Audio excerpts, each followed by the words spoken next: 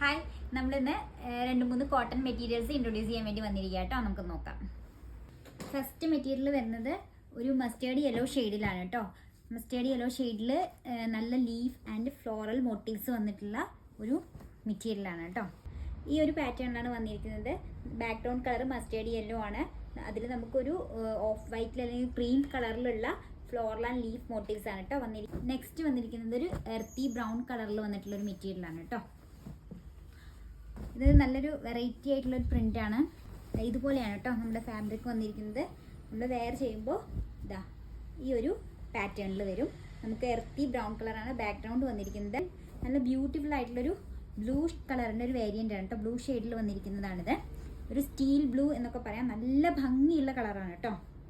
ആണോ, നമുക്ക് ഇതുമാതിരി കുട്ടിയായിട്ടോ കോഡ് സെറ്റായിട്ടോ ഒക്കെ സ്റ്റിച്ച് ചെയ്യാം. ചെറിയ ചെറിയ ഫ്ലോറൽ പ്രിൻസ് ഒക്കെ ഇഷ്ടപ്പെടുന്നവർക്ക് നല്ല ഒരു മെറ്റീരിയലാണ്.